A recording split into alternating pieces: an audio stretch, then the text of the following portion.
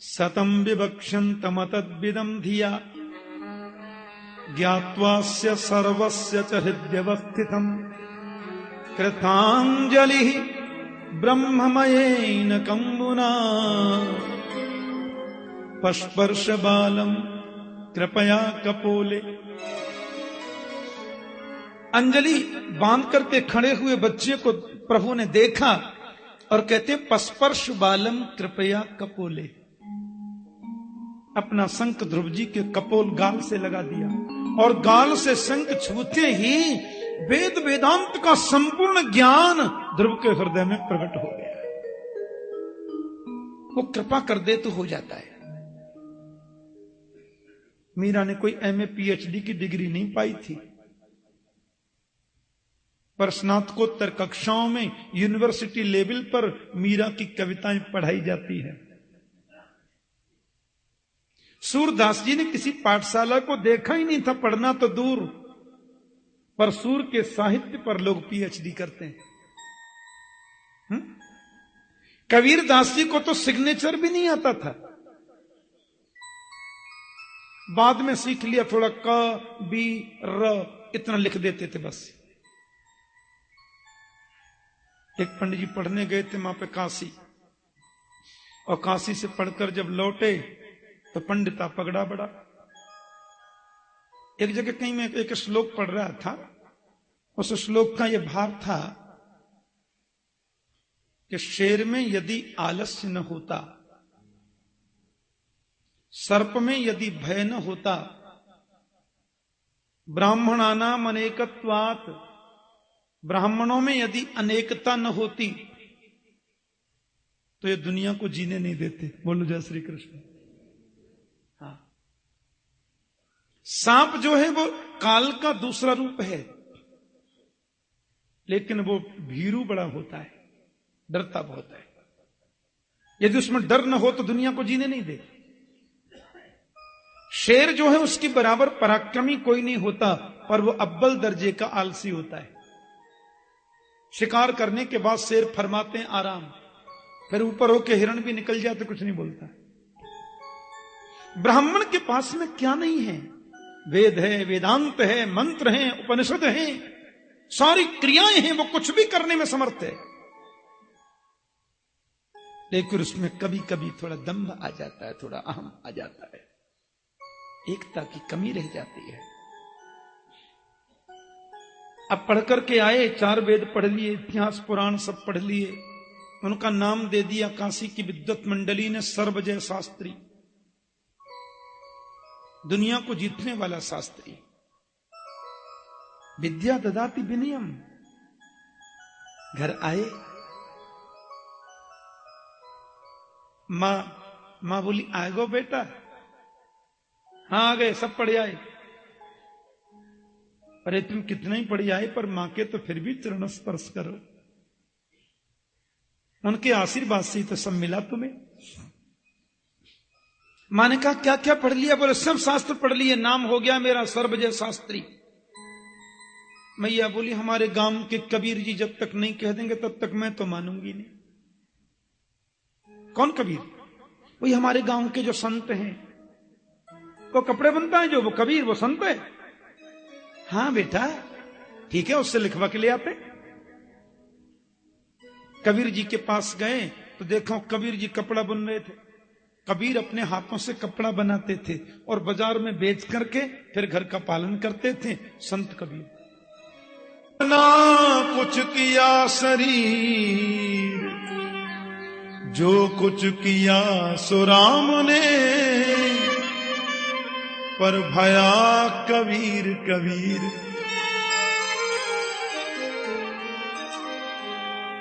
कबीर का मतलब होता करने वाला। ना हम करते हैं ना शरीर करता है, करने वाला तो राम है, पर लोग कबीर मुझे क्यों कहते हैं मालूम नहीं। सुनिए, हम सर्वजय शास्त्री अभी आए हैं काशी से, शास्त्रार्थ करना है आपसे। कबीर बोले मैंने शास्त्र ही नहीं पढ़ा तो अर्थ क्या बताऊंगा, लिख के दो। हम हार गए। बोले कागज ले आओ, लिख लो, सिग्नेचर आते हैं मुझे कर दूंगा। कबीर जी ने धीरे धीरे लिखा, सर्वजय शास्त्री जीता, कबीर दास हारा, नीचे कबीर ले जाओ। प्रमाण पत्र मिल गया। मां के पास गए। मां ने कहा, आ गया बेटा? हाँ, हरा दिया, लिख के ले आया, आगे के लिए प्रमाण रहे। क्या लिख के दिया कबीर जी ने, जरा बताना पढ़ के। उसने खोल के पढ़ा तो उस पर लिखा था, सर्वजय शास्त्री हारा और कबीरदास जीता। उसने कहा, गड़बड़ कैसे हो गया? उसने लिखा तो मेरे सामने ऐसे था। फिर दौड़ा दौड़ा गया, कबीर जी कपड़ा बना रहे थे। बोलो शास्त्री जी, नहीं वो कुछ गड़बड़ हो गया, ढंग से लिखिए। बड़े कागज पे लिख दूं? हाँ, बड़े कागज पे लिखा, कबीर दास हारा, सर्वजय शास्त्री जीता, कबीर। जाइए पढ़ लो। पढ़ लिए।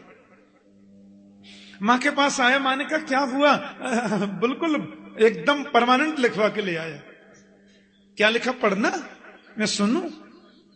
उसने खोल को देखा तो उस पर लिखा था, सर्वजय शास्त्री हारा और कबीरदास जीता। ये गड़बड़ कैसे हो जाता है? सुनिए, ये गड़बड़ कैसे होता है? कबीर बोले, मालूम नहीं। 50 बार गया, 50 बार ऐसे हुआ तो चरणों में गिर पड़ा, बाबा ये तो मैंने काशी में पढ़ा ही नहीं। कबीर जी मुस्कुरा करके बोले कि तू कहता कागज की लेखी, पर मैं कहता आंखिन की देखी।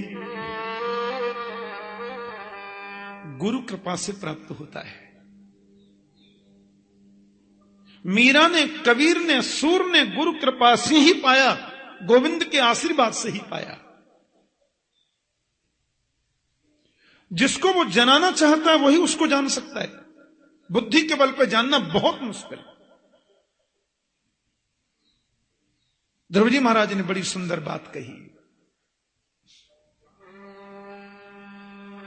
योऽन्त प्रविश्य मम वाचमिमां प्रसुप्तां संजीवयत्यखिल शक्तिधर स्वधाम्ना अन्यांस्तहस्तचरण श्रवणत्वगादीन् प्राणान् नमो भगवते पुरुषाय तुभ्यम्। मेरे अंतः प्रविश्य धारक बनकर के आपने मेरी प्रसुप्ता वाणी को आज जगा दिया। जन्म जन्मांतर से सो रही थी वाणी, और वास्तव में बात भी सत्य है। नेत्रों में देखने की शक्ति को लेकर आप न विराजें तो ये देख नहीं सकते। सुनने की शक्ति को लेकर के कान में आपका वास नहीं हो तो श्रवण चूहे के बिल के गड्ढे के समान ही रहेंगे, वो सुन नहीं सकते। प्रत्येक इंद्रिय में उसकी शक्ति को लेकर आप विराजित हैं, इसलिए वो इंद्रियां कार्य कर सकती हैं। वाणी में आप बैठते हैं तो वाणी आपके गुणों का गुणानुवाद गा सकती है, नहीं तो वाणी भी गा नहीं सकती। आपके द्वारा दी गई शक्ति से चंद्रमा प्रकाश देता है, सूर्य रोशनी देता है, पवन चलती है, प्रकृति अपने कार्यों को करती है। सबके केंद्र बिंदु तो आप हैं गोविंद। जिसको तुम जानना चाहो वो तुम्हें जान पा सकता है, नहीं तो बहुत मुश्किल है। एक कथा मैंने संतों से सुनी। कोई महात्मा जी गांव के पास में आए और एक वृक्ष के नीचे आसन लगा के बैठे। बड़े त्यागी थे। हाँ, सोटा लोटा लंगोटा, 3 के अलावा चौथी कोई चीज नहीं थी।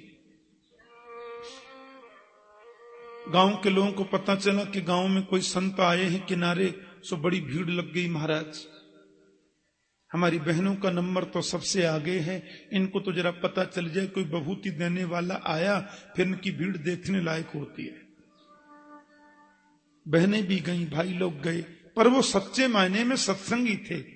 बाबा हमारे गांव चलो ना, बगल में गांव है, आप जैसे संत आ गए, थोड़ा कथा सत्संग होगी, हम लोग सुनेंगे। महात्मा बोले कथा बता करना हमने छोड़ दिया। अब कथा नहीं करते, हम भजन करते हैं बस, हम किसी गांव में नहीं जाते। लोग बोले नहीं महाराज जी बहुत इच्छा है, हम लोग बड़े प्रेम से सुनेंगे, आप पधारो।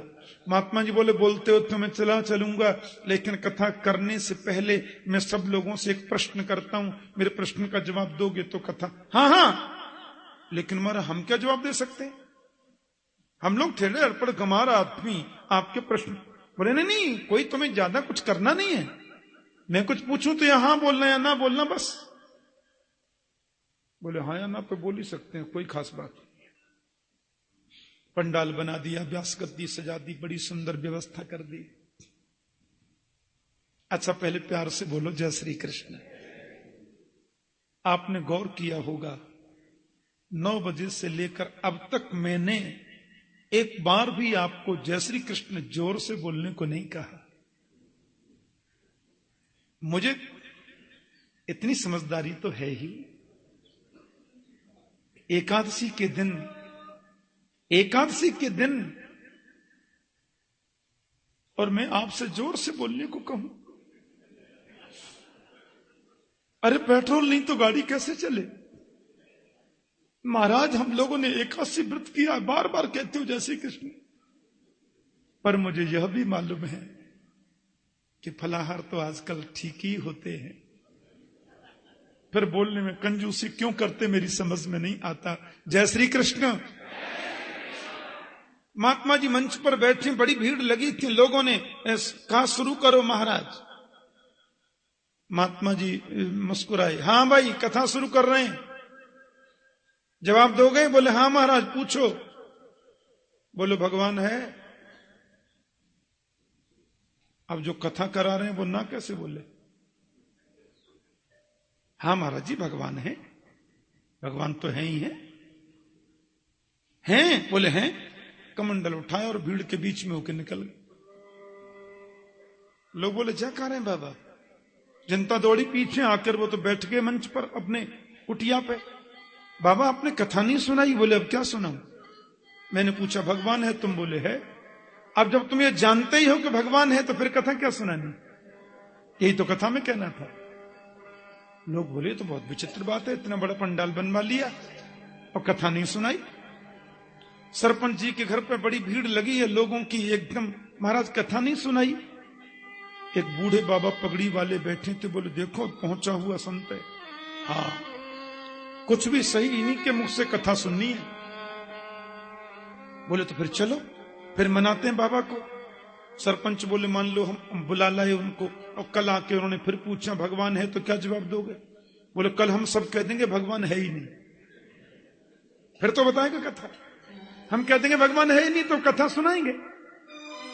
महात्मा जी के पास गए, बड़े खुश होके बाबा आगे, देखो आप प्रश्न। बोले हाँ आप करना महाराज प्रश्न, जवाब देंगे, पर आप कथा सुनाओ। मंच पर बैठे महात्मा जी बोले हाँ जी बताओ भगवान है। लोग बोले नहीं है, ये भगवान जैसा कुछ होता ही नहीं, दुनिया ऐसे ही चल रही है, आप तो कथा सुनाओ।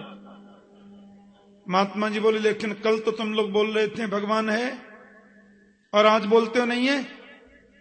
बोले कल हम अज्ञानी थे, अब रात रात में हमको ज्ञान हो गया है, भगवान जैसा कुछ है ही नहीं, आप तो कथा सुनाओ। महात्मा जी ने कमंडल उठाया और भीड़ के बीच में होकर निकल गए। लोग बोले भैया जी तो फिर गए, दौड़े दौड़े आए, आपने कथा नहीं सुनाई बाबा।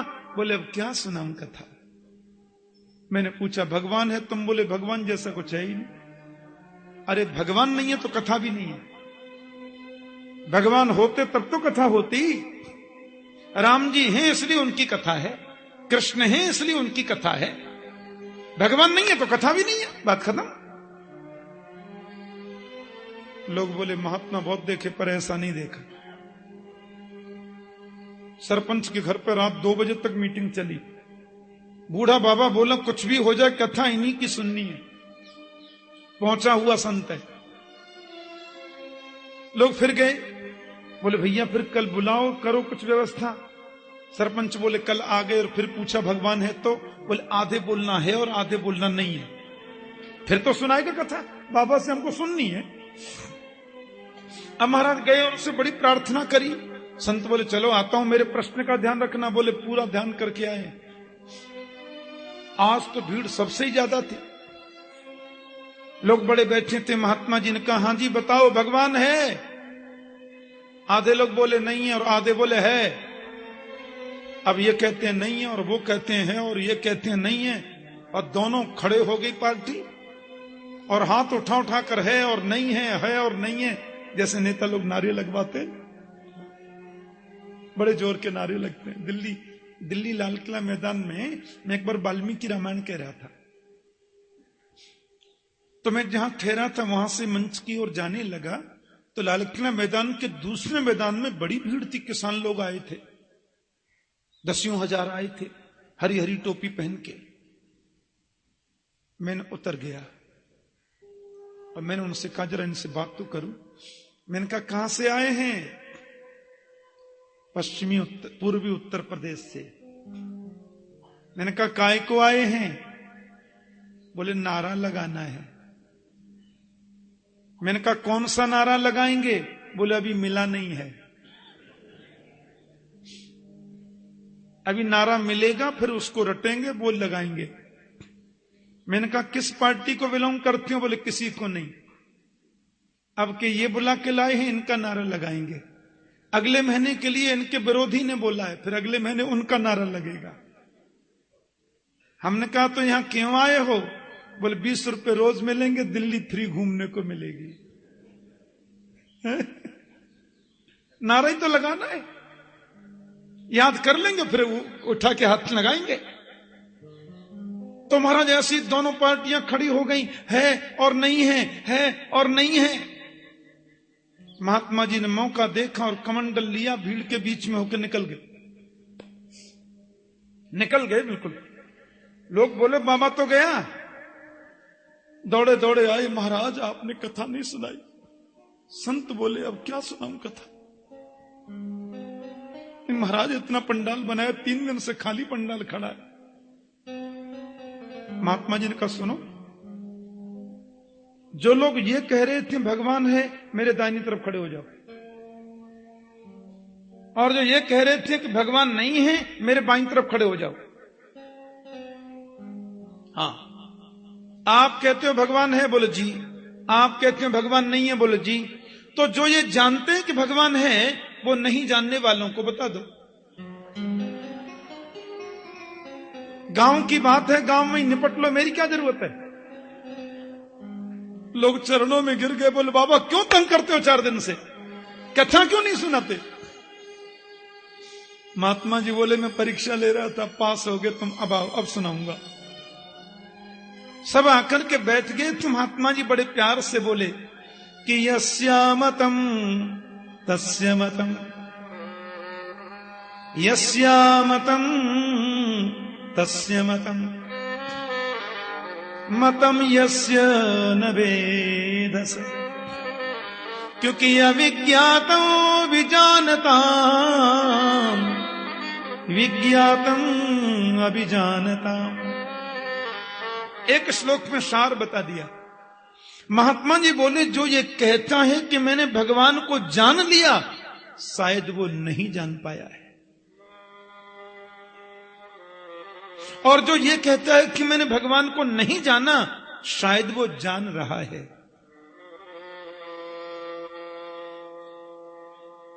क्योंकि अविज्ञातम विजानताम, विज्ञातम अभिजानताम। भगवान को जानने वाला बता नहीं सकता कि वो कैसा है। बहुत ध्यान देने की बात है। भगवान को जिसने जान लिया, उसकी वाणी बंद हो जाएगी, वाणी विराम, स्टॉप। क्योंकि उसमें सामर्थ्य नहीं रह सकती ये बताने की कि वो कैसा है।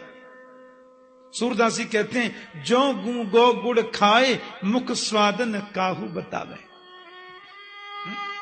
अच्छा मान लो मैंने जान भी लिया, तो जानने के बाद भी मैं आपको नहीं बता सकता कि वो कैसा है। जैसे आपने खीर कभी नहीं खाई और मैंने खीर खाई, मैं हंस रहा था, आप बोले ठाकुर जी काहे को हंस रहे हो? हमने कहा खीर खाई है हमने तो।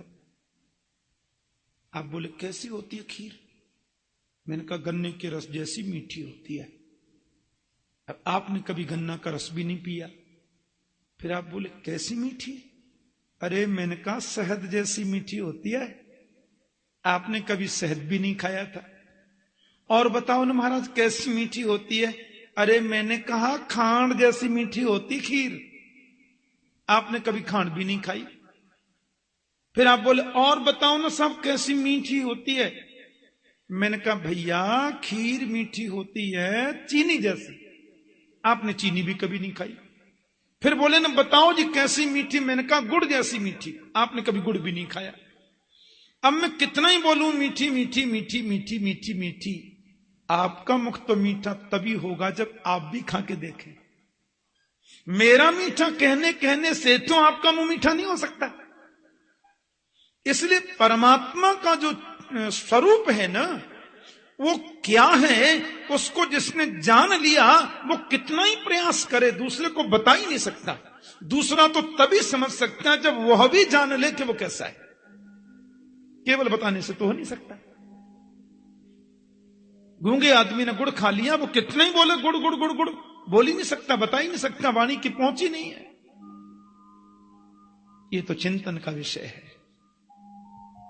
इसलिए एकांत में बैठो और उस प्रभु का नित्य चिंतन करो। कल भगवान कपिल देव चिंतन की प्रक्रिया का सरलीकरण कर रहे थे। बस उसका चिंतन करो। ध्रुव जी कहते हैं भक्ति महु प्रभताम त्वयि में प्रसंगो। संतों के चरणों में प्रीति रहे, आपके स्नेहियों के चरणों में मेरा अनुराग रहे, और सत्संग मुझे समय समय पर मिलता रहे।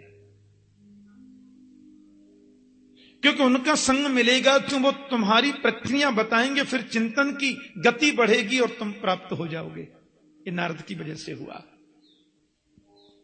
भगवान ने देखा ये मांग रहा है भक्ति भक्ति ठीक है, लेकिन इसके मन में एक अंकुर जगा हुआ है। हाँ, और वो अंकुर जगा है कि मुझे गद्दी पर बैठकर सौतेली मां को दिखाना है। इसकी भी पूर्ति हो जाने दो, फिर इसको ढंग से अपने पास ही बुलाएंगे। प्रभु ने कहा अभी तुम जाओ बेटा, प्रजा का प्रशासन करो, मुझे तो तुम्हें पाना ही है। ध्रुव जी लौट करके आए, माता पिता ने और सौतेली मां ने सबने सत्कार किया। सब लोग जानते हैं कथा। फिर ध्रुव जी आए, मंच पर बैठा दिए। पिता ने कहा जीवन का भरोसा नहीं है, क्योंकि नारद जी उनको उपदेश कर गए थे, और पिताजी महाराज और छोटी माता ये तो बन को ही चले गए। अब गद्दी पर बैठने के बाद, तिलक हो जाने के बाद ध्रुव को बहुत ग्लानि हुई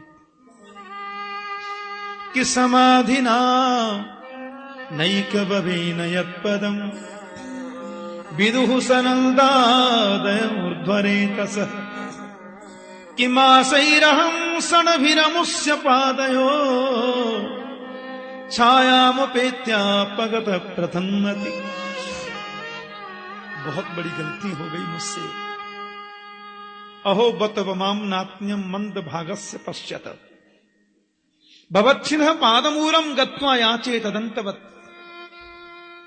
मैंने प्रभु को पाकर के संसार को मांगा। मांगा नहीं था पर मन में तो था। आप ऊपर से क्या करते हैं इसका उतना असर नहीं होता, जितना मन में आपने क्या सोचा उसका हो जाता है। भगवान का तो कनेक्शन सीधा वही है ना। और ध्रुव जी महाराज बड़े चिंतित हो गए। इनके छोटे भाई जो उत्तम थे ना, सौतेले भाई, ये कुछ उद्दंड प्रवृत्ति के हैं। वन में जाकर के यक्षों के बगीचे को उजाड़ने लगे। उन्होंने मना किया, नहीं माने तो युद्ध में, वर्जन में युद्ध हुआ और युद्ध में मारे गए। इतना क्रोध आया ध्रुव जी को। सेना को लेकर के, अपने आयुधों को हाथ में लेकर के यक्षों की सेना पर टूट पड़े। भगवान का दर्शन जिसको हो जाए, क्या उसके मन में क्रोध आना चाहिए? हम 2 मिनट इस पर चिंतन करेंगे। परमात्मा का दर्शन जिसको प्राप्त हो जाए, उसके मन में क्रोध तो आना ही नहीं चाहिए। ध्रुव जी को तो प्रभु मिले हैं, बहुत देर सामने रहे हैं, फिर ये क्रोध में भर के यक्षों को मारने दौड़ पड़े। अकेले भाई, अकेले एक उद्दंड भाई के बदले हजारों निरपराधों को मारने के लिए ध्रुव जी दौड़ पड़े। मन में क्रोध क्यों आया? और यदि क्रोध आया तो फिर दर्शन का मतलब क्या हुआ? बड़ी विचित्र बात।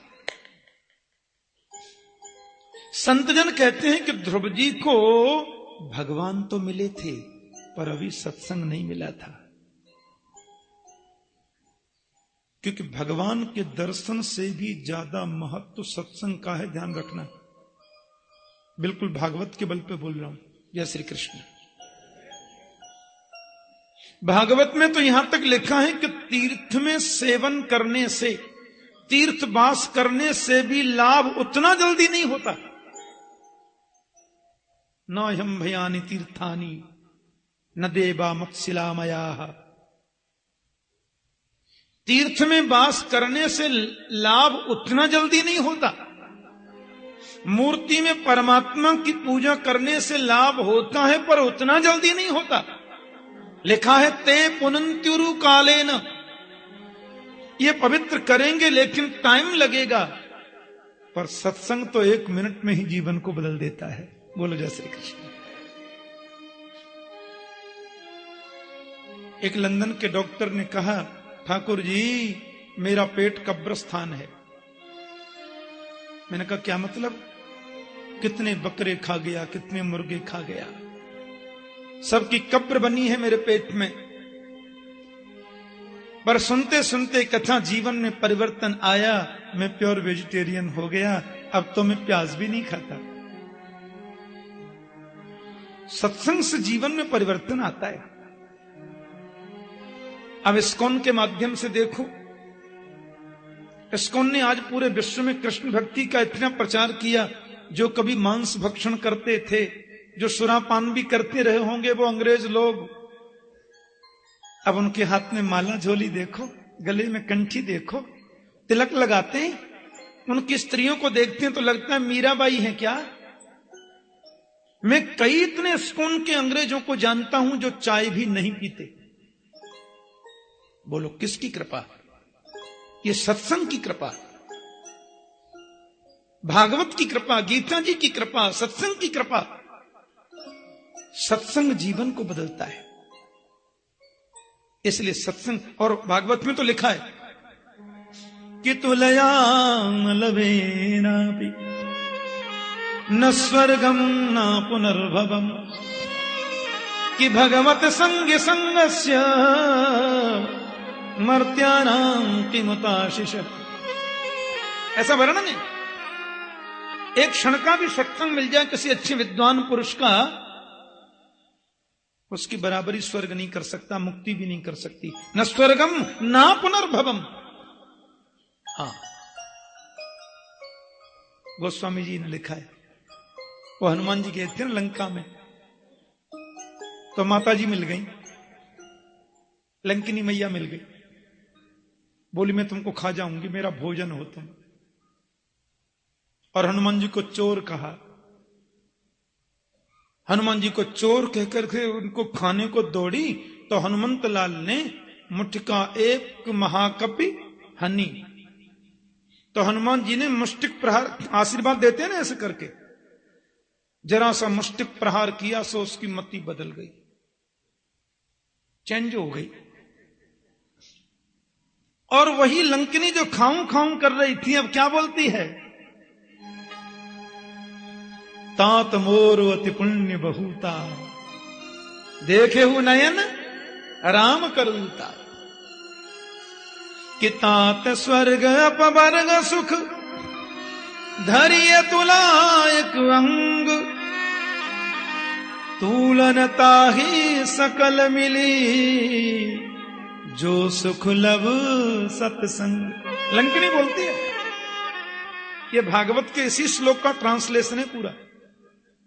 भागवत के 70% श्लोकों का हूबहू ट्रांसलेशन है रामचरितमानस में। बिल्कुल एक एक शब्द का अर्थ। करीब भागवत में उपदेश के और भक्ति के और ज्ञान के करीब 70% श्लोक हैं, जिनको गोस्वामी तुलसीदास जी ने बिल्कुल ट्रांसलेट कर दिया है रामचरितमानस में।